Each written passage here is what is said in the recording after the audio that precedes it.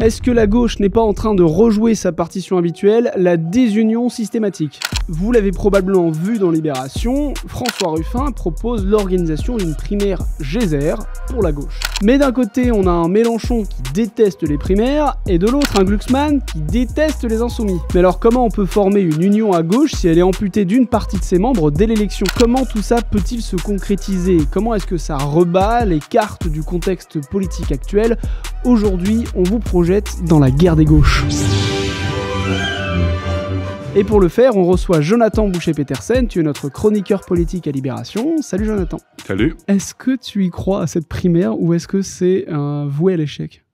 Elle n'est pas simple, hein. Évidemment cette question elle n'est pas simple parce qu'on est très loin du but, on est dans des moments un peu d'instabilité.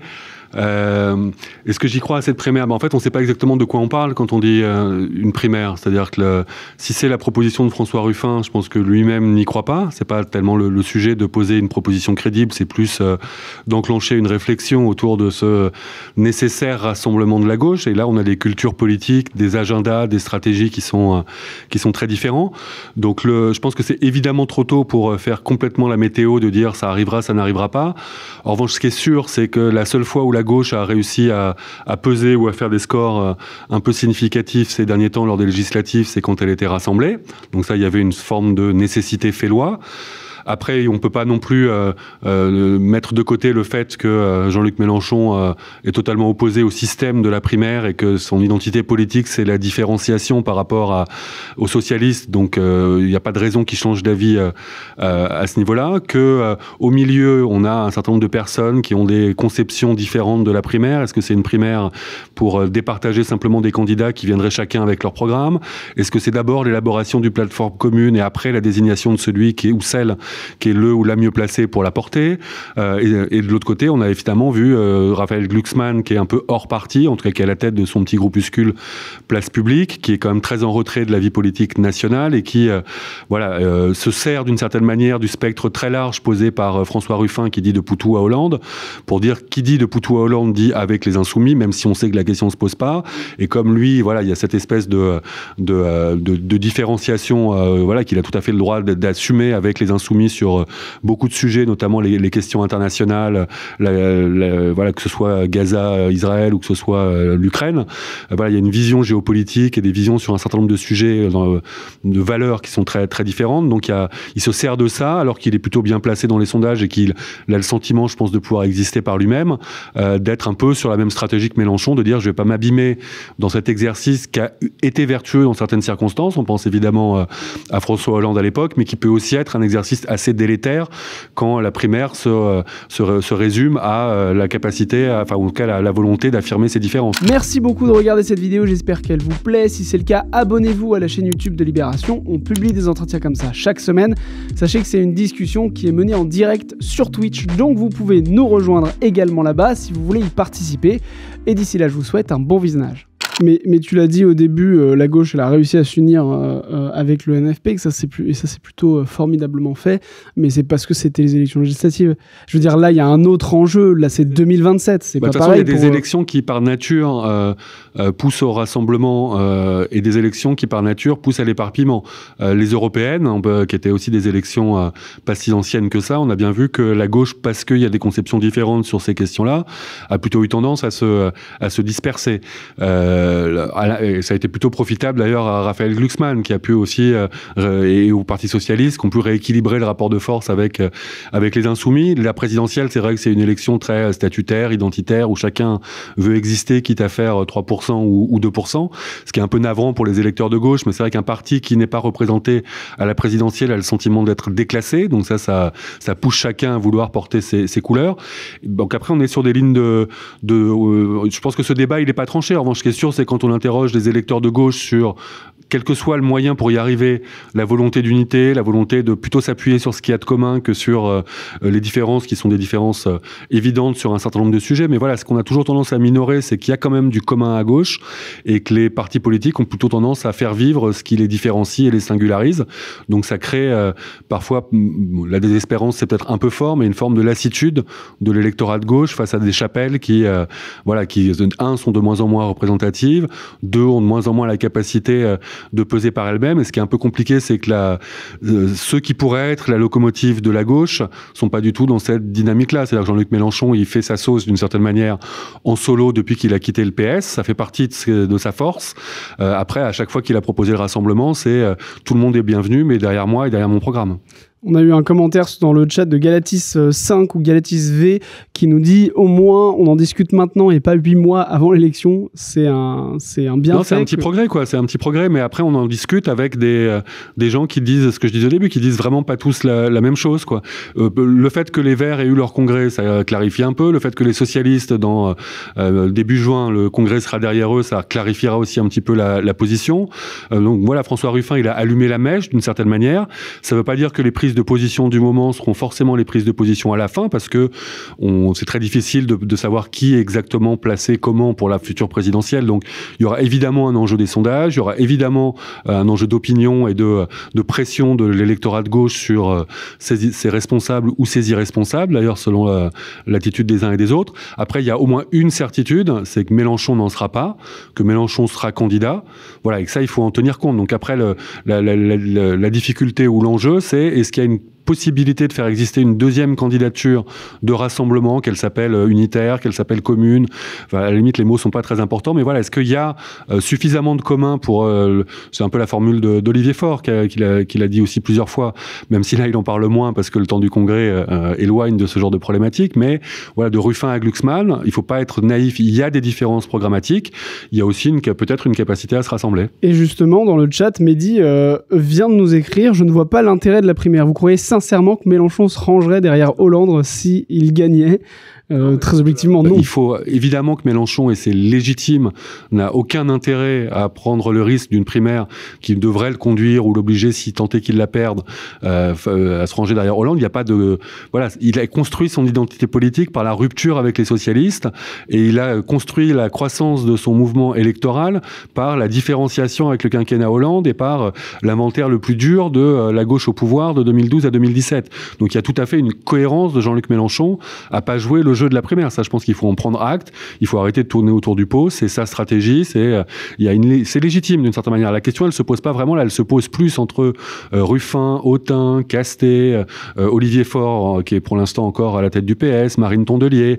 Voilà, toute cette Fabien Roussel, toute cette gauche qui est plurielle. Hein, ça, il faut pas se mentir. C'est pas des gens qui sont interchangeables et qui pensent exactement pareil sur tous les sujets. Mais est-ce qu'ils sont capables, ou est-ce qu'ils considèrent utile, est-ce que les électeurs considèrent nécessaire de construire une autre candidature à côté de celle de Jean-Luc Mélenchon, parce qu'il y a aussi quand même pas mal d'électeurs qui certes ont pris acte du fait que Mélenchon avait fait 22% en 2022, mais voilà, est-ce qu'il est capable d'être de nouveau celui qui rassemble les gauches dans leur diversité? L'honnêteté oblige à dire que depuis 2022, on a plutôt été dans une forme de fracturation et de mise à distance mutuelle que de rassemblement dans la dynamique du NFP, quoi. Mais c'est un petit peu, je pense, ce qui représente toutes les questions qu'on peut se poser quand on est un électeur à gauche, c'est que est-ce que tout ça va pas juste porter énormément de désunion dans une situation où ça va être délétère pour les présidentielles 2027, étant donné que Marine Le Pen, ou en tout cas un représentant du RN, en fonction de ce qui se passe, a des chances d'aller au second tour. Comment est-ce que ça peut se construire? Est-ce que ça va pas juste, comme on le dit tout le temps, diviser la gauche, diviser les voix et impossible d'amener quelqu'un au second tour. Mais c'est en ça que voilà, la politique, c'est autant une photographie statique à l'instant T qu'on peut commenter, mais c'est d'abord une dynamique et l'approche d'un scrutin produit parfois des effets qu'on n'a pas imaginés. Quand Yannick Jadot à l'époque décide de se retirer pour Benoît Hamon, personne ne l'avait imaginé. Quand Benoît Hamon tout d'un coup est à 14% et finit beaucoup plus bas parce que son électorat est parti vers Mélenchon et nourrit un score important des Insoumis, on l'avait pas forcément anticipé. Qu'est-ce qui est la constitution d'une LFP qui s'est fait quand même très très vite. Donc c'est Ruffin qui sort cette expression et cette dynamique-là, et les gens s'y inscrivent. Moi, je me souviens avoir fait beaucoup d'émissions de plateau ou écrits de papier où on savait pas sur quoi ça allait déboucher. Il se trouve que c'est arrivé. La NUP, même NUPES, selon comment les gens prononcent, pareil. Personne l'avait vraiment anticipé et ça arrive. Donc je pense qu'il faut pas être absolument défaitiste. Il faut être lucide aussi, c'est-à-dire qu'il y a entre que Mélenchon, même entre Ruffin et Glucksmann, je le dis tout à l'heure, il y a des différences programmatiques. Hein. C'est pas simplement l'envie d'exister ou simplement le fait que la désunion fait partie des maladies chroniques de la gauche. Il y a aussi des gauches qui sont... Après, la question, c'est de savoir si des gauches diverses arrivent à créer des dynamiques communes, ou si, comme certains le pensent, aux deux extrémités de cette gauche-là, elles sont irréconciliables et il faut en prendre acte. Et ça, c'est pas tranché, et je trouve que parfois les positions sont un peu plus rigides du côté des dirigeants que des électeurs. Une des questions auxquelles il faut répondre dans ce sujet-là, c'est qui seront les acteurs. On l'a bien compris, Mélenchon et la primaire, c'est pas, ça se fera pas. Glucksmann, a priori, il a dit pas de primaire pour moi tant qu'il y a Mélenchon. Ce sera qui du coup? C'est pour ça que la photographie d'une primaire, le casting d'une primaire tel qu'il se posera, alors il y a certains plaident pour que cette dynamique-là s'enclenche après les municipales. Parce qu'il y a aussi ça qui pèse, hein, c'est que chacun a envie d'exister pendant les municipales. Donc c'est vrai que tout ce qui crée de la confusion, tout ce qui crée de la... Voilà, chacun a envie de... Et c'est aussi fort du résultat des municipales que chacun pourra dire, le PS qui dira, moi je suis toujours une force implantée localement, même si nationalement ça reste assez faible lors de la dernière présidentielle, voire très faible. À l'inverse, les écolos, est-ce qu'ils arrivent à confirmer la percée municipale qu'ils avaient faite lors des dernières élections avec la conquête d'un certain nombre de grandes villes, que ce soit Lyon, que ce soit Bordeaux, etc. À l'inverse, est-ce que les insoumis, qui ont toujours été très faibles sur le plan local, arrivent à conquérir un certain nombre de villes détenues par la gauche? Tout ça, ça rebat aussi un petit peu les cartes du rapport de force, donc ça pèsera. Et surtout, il y a surtout le côté, qu'est-ce qu'on met en premier, quoi? Est-ce que c'est la capacité à se dire, voilà, on se met d'accord sur une plateforme commune qui est pas complètement le programme du PS, qui est pas complètement le programme des écolos, qui est pas complètement la sensibilité de Raphaël Glucksmann, qui est pas complètement celle de Ruffin ou d'Autain, mais voilà, l'urgence, les circonstances, la puissance de la droite, qu'elle s'appelle Édouard Philippe ou qu'elle soit beaucoup plus extrémisée encore comme Bruno Retailleau, le spectre de l'extrême droite porté par Marine Le Pen ou par Jordan Bardella qui fait plus de 30% au premier tour, ça crée des circonstances dont, quand on est à 2 ans du scrutin, chacun a tendance à faire fi, mais qui vont peser sur voilà, les esprits et les âmes. Donc il faut pas être prétentieux et penser que on peut tout à fait écrire le scénario de cette présidentielle. En revanche, il y a quelques constantes, c'est que la gauche divisée, à moins que Mélenchon fasse mieux que la fois précédente, a très peu de chances de jouer autre chose qu'un rôle de spectateur. Donc ça, c'est quand même un questionnement. Que le RN, que ce soit Jordan Bardella ou Marine Le Pen, est très fort. Que Édouard Philippe, aussi silencieux soit-il, est quand même autour de la barre des 20-22% et semble qualifié pour le deuxième tour. Et que voilà, Bruno Retailleau a semblé un peu quand même tuer le match à droite. Donc il a une surface dont profite pas la gauche aujourd'hui, quoi. Tu l'as sous-entendu, tu l'as expliqué un petit peu aussi, ça se repose aussi sur tes enjeux programmatiques. C'est-à-dire que aujourd'hui, à gauche, je vois très bien quel est le programme des Insoumis. Ils ont bien bossé, c'est très clair, hein, on le sait, on peut s'y référer, ce qui a été d'ailleurs peu ou prou le programme du NFP. Pour les autres... Non, c'est pas encore très clair pour les autres, parce que un François Ruffin, il est plus dans l'affirmation de sa différence par rapport à LFI. C'était un peu aussi la dynamique de sa prise de distance. C'était d'abord, voilà en quoi je suis différent. Donc c'est tout le débat qu'il y a eu lors des dernières législatives sur voilà, LFI qui vise plutôt les quartiers populaires en marge des métropoles, quand Ruffin est plutôt dans la réaffirmation d'un vote plus rural, et les tours et les bourgs, quoi, selon son expression. Donc ça, c'est à peu près la seule chose qu'on peut identifier. Les écolos, c'est toujours la même difficulté, en fait. C'est alors que la question écologique arrive en tête des préoccupations, alors que il y a un certain nombre de ruptures qui semblent assez inévitables dans le capitalisme tel qu'il s'organise aujourd'hui, voilà, vorace financièrement, vorace sur les ressources. Une difficulté quand même pour les écolos à être le réceptacle de ce vote-là, parce que Mélenchon occupe aussi une grande partie de la radicalité écolo. Les socialistes, on peut imaginer que ce congrès, en tout cas, non pas soit une forme de clarification, mais permette au moins de dire stop ou encore à Olivier Faure, qui est plutôt, alors pour dire les choses très grossièrement, Olivier Faure plutôt dans une logique de rassemblement à gauche, même si la prise de distance semble assez actée avec LFI aujourd'hui. Mais en tout cas, c'est quelqu'un qui prône le rassemblement de Ruffin à Glucksmann, qui fait pas d'un préalable, la candidature d'un socialiste un préalable aux discussions. Et du côté de Nicolas Mayer-Rossignol et la clique assez disparate qu'il soutient. C'est beaucoup plus la réaffirmation des socialistes comme étant légitimes à occuper le devant de la scène sous leur couleur. Et donc, eux, c'est beaucoup plus un truc identitaire socialiste de dire, voilà, il faut c'est derrière les socialistes que le rassemblement doit se faire. Après, et les uns et les autres ont pas beaucoup bossé ces dernières années. C'est pas facile de bosser quand électoralement ça va pas bien, en fait, parce que on est déjà dans des zones de tension et dans des clivages qui se font plus sur des lignes de stratégie politique, d'alliance et de choses comme ça, donc ça prend beaucoup de place. Et voilà, côté Olivier Faure, ils ont lancé une démarche de préparation d'un programme socialiste dans la perspective de 2027. C'est bienvenu, je pense que ça n'a pas encore franchi du tout le mur du son médiatique, mais voilà, c'est sûr qu'il y a un vrai avantage comparatif du côté de la France insoumise qui laboure l'avenir en commun, donc leur programme depuis des années, une gauche de rupture assumée, une gauche écologique qui a clairement rompu avec ce qu'on pouvait appeler le productivisme avant. Donc ça, c'est intéressant. Après, on voit que sur tous les sujets internationaux, géopolitiques ou de façon parfois assez malhonnête dans les critiques qui peuvent leur être faites, mais sur les questions, comme on dit, d'universalisme ou de république, qui sont toujours un peu des grands mots, il y a un clivage qui est entretenu à gauche, quoi. Raphaël Glucksmann, c'est plus une gauche morale, une gauche de valeurs. On ne sait pas exactement ce qu'il pense, hein. Si on dit la fiscalité, l'écologie, le pouvoir d'achat, l'industrie, voilà, on ne sait pas exactement, quoi. Donc c'est pareil, il y a un enjeu de clarification. En revanche, il bénéficie, et les élections européennes étaient sûrement l'élection la plus confortable pour lui, d'une forme de crédit sur les valeurs. Donc voilà, mais tout ça est quand même encore, quoi qu'on en dise, très flou. La seule zone de clarté, c'est sa force, elle est du côté des Insoumis et de Mélenchon.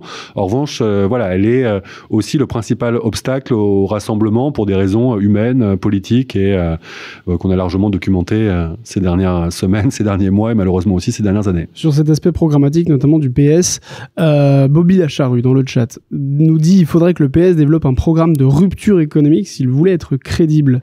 Déjà, je ne sais même pas si c'est dans leur ADN d'avoir un programme de rupture économique. Pour le coup, c'est parce que le PS, en gros, ils sont quand même sortis du quinquennat Hollande, lestés du fait que voilà, la gauche n'avait pas été au rendez-vous de ses promesses, qu'une grande partie de l'électorat de gauche avait le sentiment d'avoir assisté à une politique de centre-droit, pas très claire avec la politique de l'offre qu'a reprise Emmanuel Macron, avec le CICE qui quand même c'était des dizaines de milliards distribués aux entreprises sans contrepartie, d'une ambition écologique qui a été un peu à géométrie variable, sur la question des valeurs, la déchéance de nationalité, ça a quand même été quelque chose qui a beaucoup marqué, sur les questions migratoires, effectivement avec Manuel Valls à l'intérieur, puis Manuel Valls à Matignon, c'était quand même pas le cœur de la gauche qui battait au sommet de l'État. Donc il y a eu un vrai exercice de droit d'inventaire assez sévère, même de la part des socialistes et d'Olivier Faure. Les relations sont pas du tout bonnes entre Olivier Faure et François Hollande, par exemple. On n'est pas du tout dans cette continuité-là. Et c'est un peu, je trouve, la difficulté, c'est qu'ils n'ont pas réussi. En fait, au-delà de dire on n'est pas dans cette continuité-là, ils ont eu du mal à dire dans quoi on se projette pour la suite, quoi. Donc c'est une chose de rompre et de clarifier le côté on n'est pas la gauche hollandaise, ou en tout cas on n'est pas la gauche qui a exercé le pouvoir de 2012 à 2017, mais c'est encore autre chose parce que les enjeux aussi sont un peu différents, parce que voilà, arriver à redéfinir une feuille de route qui soit une offre politique et pas simplement une distanciation par rapport à un moment qui est plutôt un mauvais souvenir pour une majorité d'électeurs de gauche. La preuve en étant l'impossibilité pour François Hollande de se présenter en 2017 et la popularité très faible qui était la sienne à la fin du mandat. Donc mais je pense que 2 ans, ça laisse quand même si c'est 1 an pour laisser le temps d'une primaire, ça laisse le temps aussi de faire un certain nombre de propositions claires. Il y a un enjeu à impacter, quoi. Donc ça veut dire que c'est pas une gauche de gestion, c'est un peu tout le débat. Le débat au sein du Congrès PS, en fait, il se fait entre soi-disant ceux qui fricotent avec LFI et ceux qui veulent rien avoir à faire avec LFI. Mais au-delà de ça, c'est quand même plus, si on dit que la ligne Faure, bon, c'est toujours compliqué à définir, mais est plutôt une ligne de rupture par rapport à la social-démocratie molle qui a été celle de François Hollande, et que derrière Nicolas Maillard-Rossignol, on a plutôt des gens qui, seraient ou sont des élus locaux dont on ne sait pas exactement ce qu'ils pensent sur la scène nationale, Carole Delga, le maire de Montpellier, Mickaël Delafosse, voilà, ce genre de personnes, mais il n'y a pas vraiment on sent que c'est plus le côté la social-démocratie de gouvernement, qui sont des mots très, très faibles, en fait, très, très creux pour les électeurs. électeurs. Donc ça passe par qu'est-ce qu'on fait sur le volet fiscal, qu'est-ce qu'on fait sur l'usage de l'argent public, quel avenir pour les services publics, dans quelle mesure on prend en compte l'urgence économique, écologique, comment ça se décline sur la question agricole. Enfin voilà, les sujets, on les voit de toute façon passer. Quel rapport on a à la dette, quel rapport on a... toutes ces questions-là, en fait, elles font assez souvent l'actualité. Et c'est vrai que on comprend bien ce que disent les insoumis. On a un petit peu plus de mal, à identifier ce que pensent les autres, quoi. Le congrès du PS, c'est un peu un exemple de démocratie interne au sein d'un parti de gauche. On est en plein dedans. Ils sont en train de décider qui va prendre la tête du PS, si je résume. Mais c'est pas très représentatif de toute la gauche. Il n'y a pas tant d'électeurs que ça. Est-ce que c'est pas pareil sur une primaire ? Non, après, une primaire, ça dépend de ce qu'on a peur. Parce que derrière primaire, c'est comme quand on dit proportionnel pour changer le mode de scrutin. Et une fois qu'on a dit ce mot-là, on n'a pas dit grand-chose, quoi. Une primaire, est-ce que c'est une primaire réservée aux adhérents ? Par exemple, LR, le point commun entre Wauquiez et Retailleau, c'est qu'ils ont dit qu'il y aurait un processus de désignation pour le candidat, mais qui se ferait à l'intérieur du parti. Donc ça veut dire avec quelques dizaines de milliers de votants. L'enjeu d'une primaire, c'est de pousser les murs, ouvrir les fenêtres, et c'est de mobiliser des gens qui s'inscrivent pas dans ces démarches partisanes le reste du temps. Donc c'est des exemples de primaires ouvertes, le plus ouvertes possible, associant le plus possible les associations, les ONG, la société civile, enfin de déborder du cadre partisan habituel parce qu'il est aujourd'hui assez rikiki dans l'ensemble des forces de gauche. Donc c'est une primaire, elle est intéressante quand elle rassemble plusieurs millions de personnes. Donc c'est la primaire qui porte François Hollande candidat, c'est la primaire qui désigne François Fillon en 2017 aussi, parce que François Fillon quand même, il est le gagnant d'une primaire qui avait rassemblé des milliers d'électeurs, et s'il n'y avait pas des affaires qu'il avait rattrapées dans la période électorale, il aurait très probablement été au deuxième tour, vu qu'il fait quand même autour de 20% malgré les affaires. Donc la primaire, c'est en ça que le diagnostic de François Ruffin d'une primaire geyser, l'expression, je ne sais pas si elle est très parlante, en tout cas d'une primaire qui déborde et qui crée un effet boule de neige ou une dynamique qui va au-delà de la somme des partis qui y participent. Voilà, ça c'est quelque chose qui peut être intéressant. Après, il faut pas non plus être... c'est difficile d'avoir un avis complètement tranché parce que, comme je le disais au début, la primaire, ça peut être un exercice de dépassement collectif comme un exercice de fragmentation et de différenciation et de polarisation pendant la primaire. Voilà. Si ça se passe entre des gens qui se détestent, honnêtement, c'est assez délétère. La primaire dont a bénéficié Benoît Hamon et dont Manuel Valls et François de Rugy se sont distanciés dès qu'ils ont constaté qu'ils l'avaient perdu, elle n'a pas été un accélérateur de particules massif, au-delà de la campagne un peu K1K du candidat Hamon. Donc voilà, il y a... mais simplement, le statu quo d'une candidature Mélenchon un peu isolationniste dans son couloir et le Capharnaüm à côté... je suis pas sûr que ça enthousiasme complètement l'électeur de gauche. Après, il y a une autre lecture qui est de dire Glucksmann avance, Mélenchon avance, et il n'y a pas d'espace au milieu. On peut entendre aussi le fait que Raphaël Glucksmann, c'est une social-démocratie, certes un peu plus de gauche, parce qu'il n'est pas, il n'est pas complètement débile, et on voit que l'électorat de gauche a envie de rupture sur un certain nombre de sujets, mais on a hâte de l'entendre sur tous les sujets que j'ai pu évoquer un peu avant. Et Jean-Luc Mélenchon, on sait où il est, donc voilà, il y a deux gauches, une gauche de rupture, une gauche un peu moins de rupture, mais un peu plus radicale que par le passé, et peut-être que ça prend l'espace de la gauche, tout ça, et qu'au milieu, il y en a qui ont raté le coche. Peut-être que François Ruffin, à force de tergiverser, a raté le coche. Peut-être qu'à force de pas arriver à rassembler les insoumis ou Clémentine Autain ou Lucie Castet ou des socialistes, peut-être que... et en même temps, on ne sait pas de quoi l'avenir est fait. Donc, sans tomber dans des schémas un peu baroques et foireux qu'avait été la primaire citoyenne qu'avait désigné Christiane Taubira, il n'est pas dit que dans un an, face à un constat d'échec collectif, il n'y ait pas un sursaut. Il faut garder l'espoir. Moi, je voudrais qu'on analyse un peu cette proposition de François Ruffin, qu'on reprenne un peu à la base. Est-ce qu'il y a une analyse à faire sur cette tactique politique de présenter une primaire telle qu'il a présentée ? Est-ce que c'était pour former un front avec un ennemi commun au sein de la gauche qui serait Mélenchon ? Est-ce que Glucksmann a sabré ce projet-là ? Comment est-ce que tu analyses politiquement cette proposition de François Ruffin ?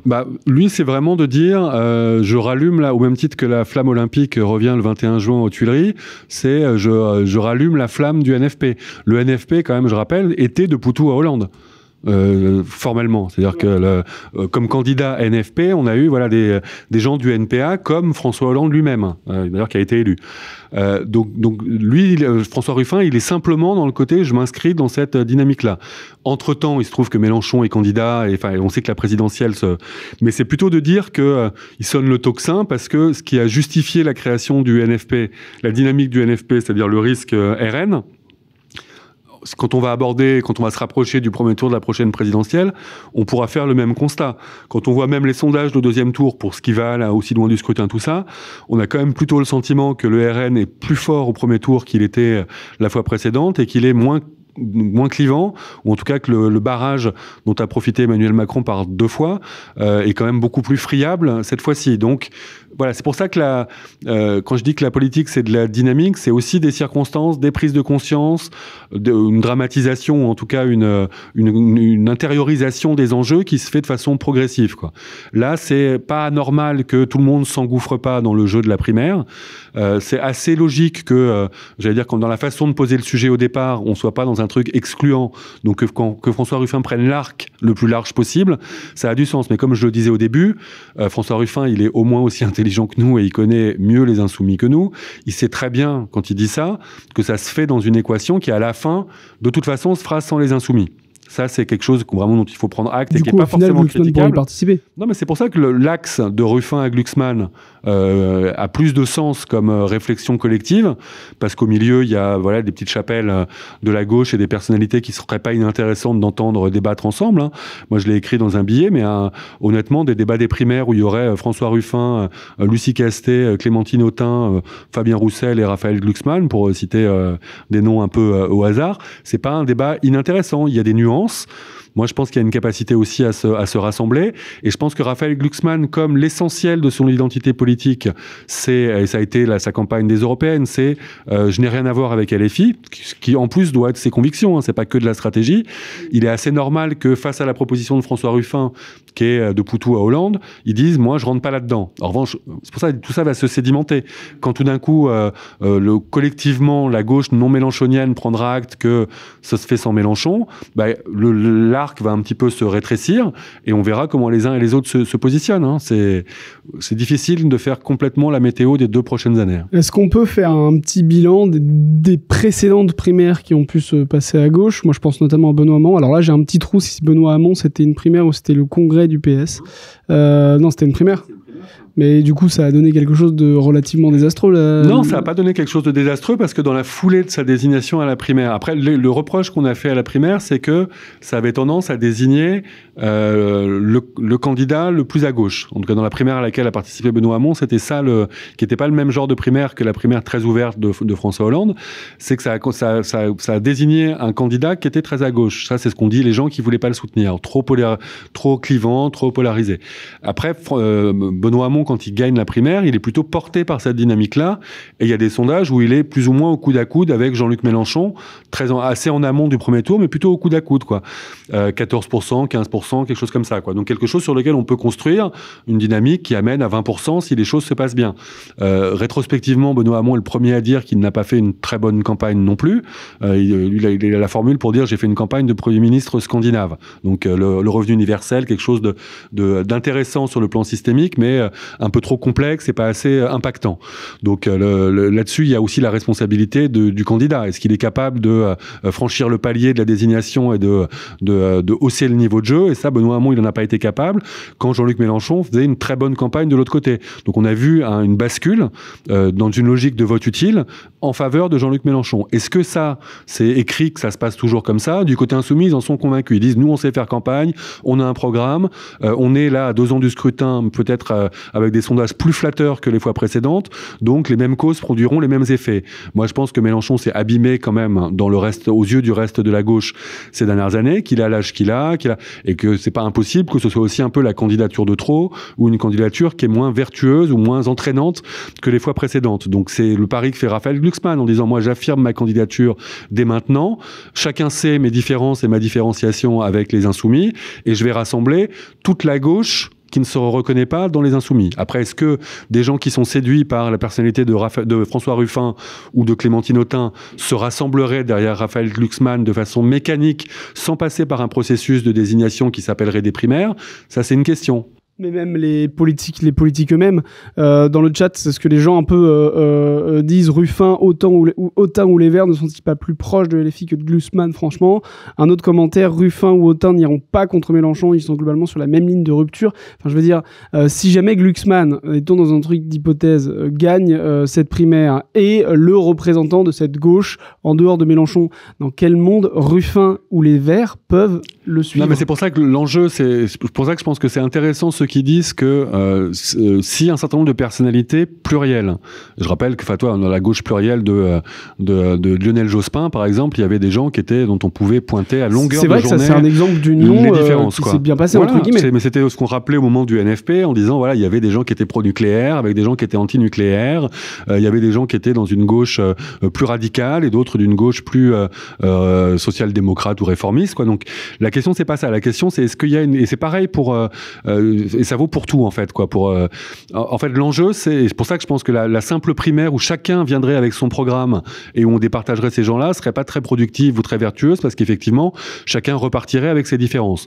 En revanche, s'il y a un travail un peu constructif qui est fait sur une plateforme commune, ça c'est la proposition par exemple d'une Lucie Castet, une plateforme commune donc ça veut dire un temps de négociation, une forme de un peu ce qu'on attendait à l'échelon au-dessus quand on s'est dit il y a un enjeu alors ça, je vais essayer de le dire simplement, mais de construire des contrats de gouvernement quand on fait des alliances. Par exemple, les macronistes, ils auraient eu tout intérêt, avant de s'allier avec LR pour faire l'alliance un peu baroque à laquelle on assiste aujourd'hui, de prendre le temps d'un contrat de gouvernement. C'est-à-dire, on n'est pas d'accord sur tout, on écarte d'ailleurs un certain nombre de choses sur lesquelles on sait qu'on sera jamais d'accord, mais en revanche, il y a un socle commun qui est suffisamment large pour nous rassembler. Ça, si cette gauche non mélenchonienne est capable de faire ce travail, je dis pas qu'il est évident, je dis pas qu'il est... pour le coup, si Ruffin et Glucksmann étaient d'accord sur tout, on n'aurait même pas ce sujet-là. Enfin, voilà, donc, on sait que c'est compliqué, on sait qu'il y a des nuances, on sait qu'il y a aussi une forme de richesse dans cette diversité-là. S'il y a un travail pour un socle commun et qu'après, les électeurs de gauche au sens large sont appelés à déterminer qui est le plus à même de porter ce socle commun, sachant que c'est un travail d'équipe.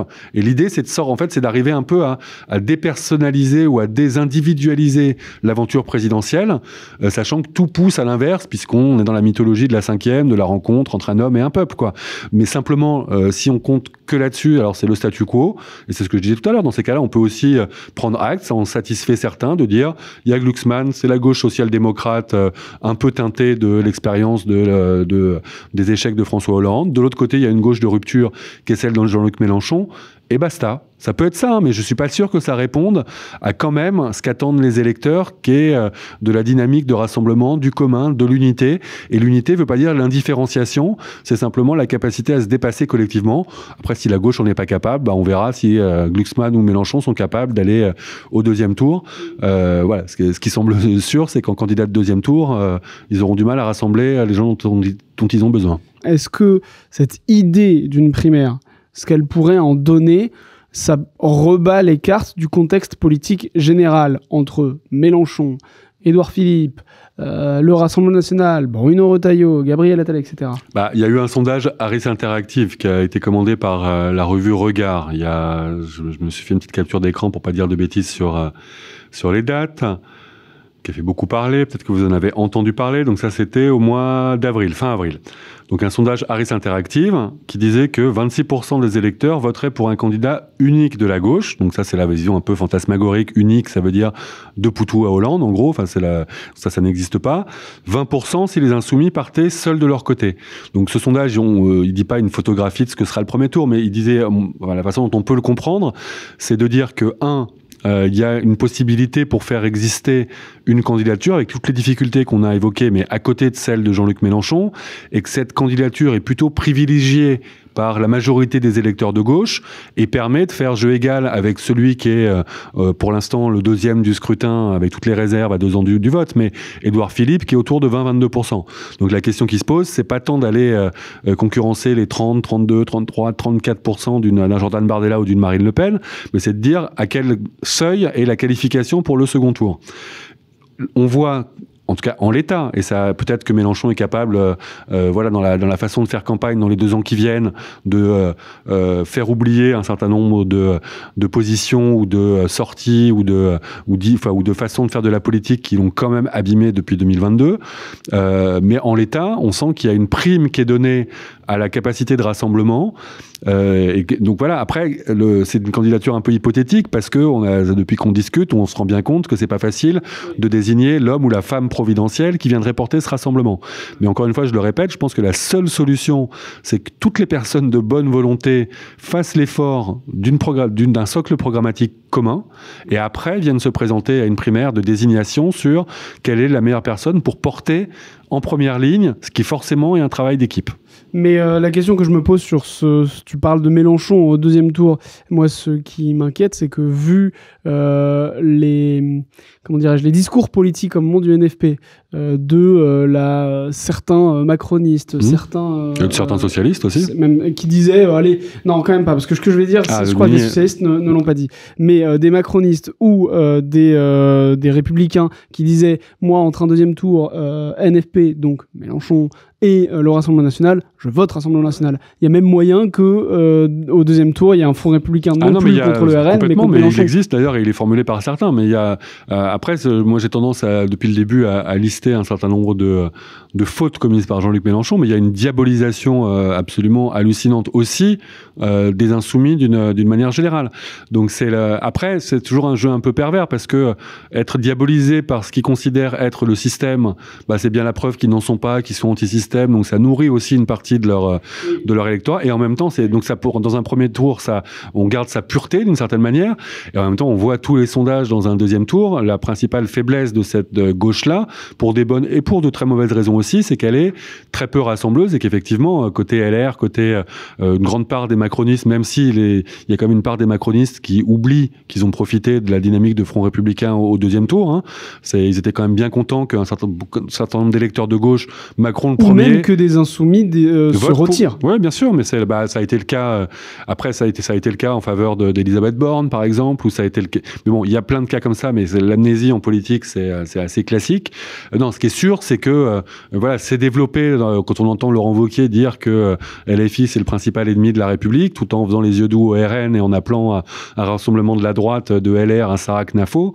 Oui, les lignes ont bougé, quoi. Donc d'un côté, le barrage contre le RN est plus friable que jamais, et de l'autre côté, l'idée d'une ostracisation de LFI par une partie par de plus en plus de partis politiques, ça aussi, ça a accru ces dernières années. Donc c'est, à la limite, que ce soit pour de bonnes ou de mauvaises raisons, ça peut faire des débats passionnants. Ce qui est sûr, c'est qu'il y a un état de fait, et c'est pour ça que je dis que la capacité de rassemblement et déjà dans un premier tour et a fortiori dans un 2e tour, c'est plutôt altéré du côté de LFI et singulièrement la figure de Jean-Luc Mélenchon. Donc après, il y a une partie qui est, dont je continue à dire qu'elle est le fruit d'une diabolisation assez scandaleuse. Il y a aussi eu des fautes politiques, ou en tout cas qu'on peut reprocher aussi à Jean-Luc Mélenchon, plus le fait que l'organe même des Insoumis n'est pas absolument enthousiasmant comme lieu de démocratie interne. Enfin, tout ça fait un cocktail qui quand même rend... alors peut-être que je suis très pessimiste et très méchant avec les Insoumis, mais en l'état, moi, je ne mettrais pas une pièce sur un Jean-Luc Mélenchon capable de refaire 22%. J'ai une question très naïve tant qu'on est en train de parler de Jean-Luc Mélenchon. Je ne crois pas qu'il s'est exprimé officiellement sur l'idée de cette primaire, mais ça paraît très évident que Mélenchon, qu'il n'y participerait pas. Mais étant donné que c'est l'homme fort à gauche d'une certaine manière, 22%, etc., pourquoi il veut pas y participer? Il pourrait gagner dans tous les coups, a priori. Il a peur, il flippe d'une primaire. Non, je pense pas qu'il a peur. Je pense ça l'intéresse pas de se resituer dans une gauche plus diverse. S'ils sont allés dans le NFP, les Insoumis, c'est aussi parce que entre temps il y avait eu les européennes et qu'ils avaient fait un score plus faible et que on n'était plus dans l'équation. Juste pour faire un tout petit peu le récit. Alors, en gros, 2022, 22% de Jean-Luc Mélenchon à la présidentielle, une hégémonie assez évidente, ou en tout cas une domination assez évidente sur le reste de la gauche. La NUPES voit le jour, c'est les autres forces de gauche qui sont reçues par Jean-Luc Mélenchon dans le local des Insoumis pour voir, en gros, voilà ce que je suis prêt à vous lâcher.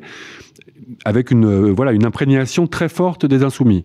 La NUP vogue, espère un peu en route. La dissolution arrive, prend tout le monde de court, à commencer par les macronistes, mais prend aussi la gauche de court.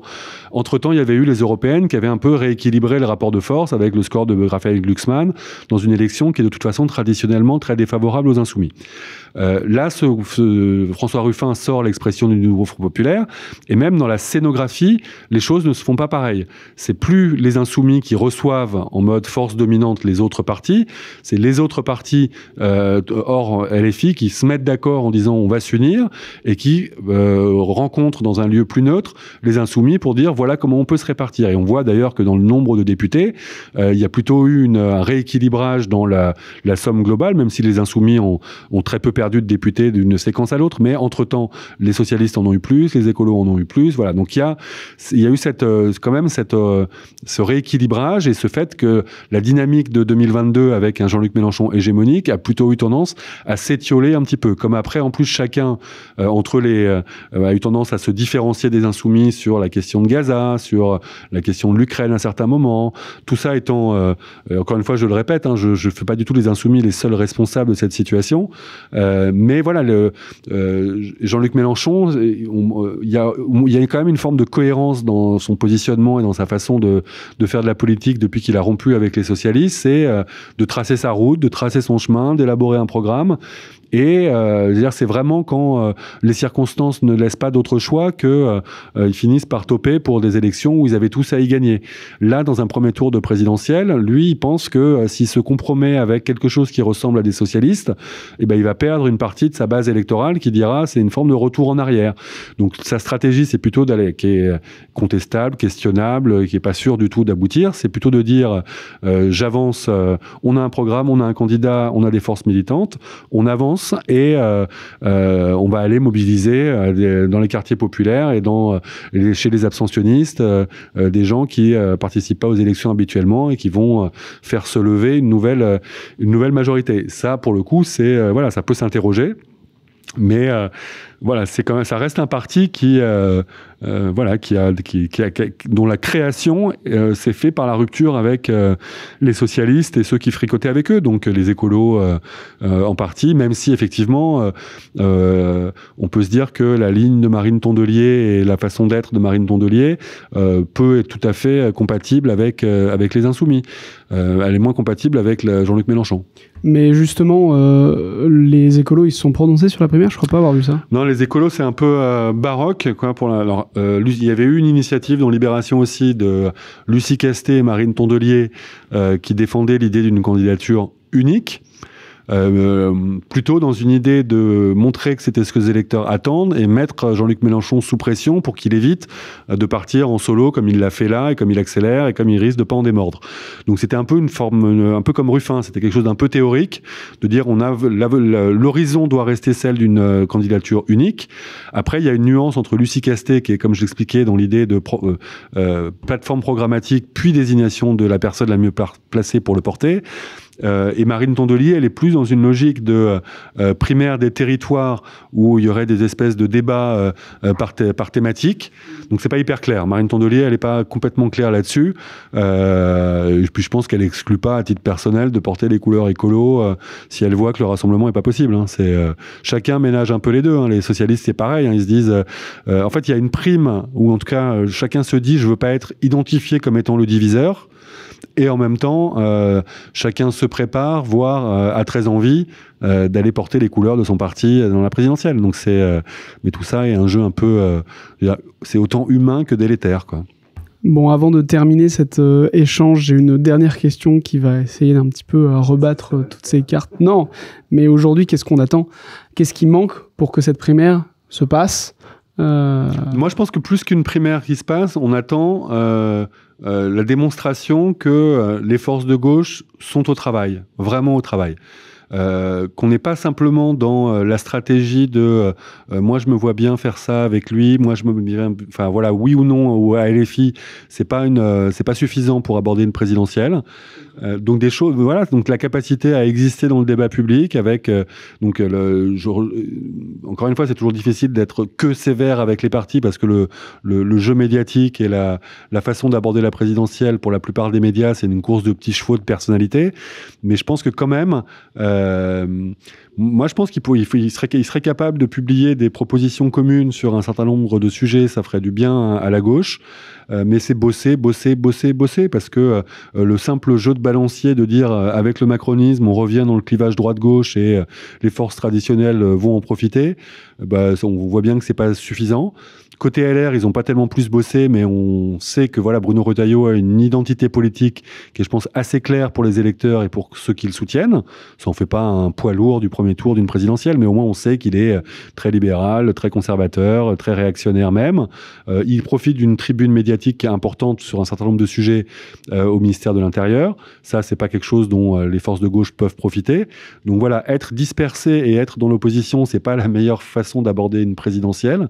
Donc il faut bosser, avoir des choses à dire et convaincre les électeurs que une alternance serait pas juste une mécanique bénéfique, mais une possibilité de vraiment changer la vie, pour reprendre une expression un peu typée. Voilà, la force de Jean-Luc Mélenchon, je le répète, c'est que les gens qui votent pour lui, ils savent où ils vont et ils savent pourquoi faire. Donc il faut que le même travail soit fait. Est-ce que chacun le fait dans son coin ? J'ai peur que ce soit pas très vertueux. Est-ce que voilà, les gens qui se disent les défenseurs d'une candidature commune, qui nous fassent la démonstration qu'il y a la possibilité de mettre en place un programme commun. C'est ça. Au moins, Jean-Luc Mélenchon, il a un cap clair. Mais c'est ce qu'il dit. Hein. Il avait été interrogé, je crois, je sais plus dans quelle émission, en disant mais comment on fait pour gagner une élection ? Il dit on a un candidat et un programme. Ça, c'est une bonne base. Après, on peut avoir des candidats et un programme. Ça, c'est la primaire un peu imaginative que porte Lucie Castet. Voilà, encore une fois, si on n'a que des candidats et pas de programme, ça s'y n'ira pas très bien.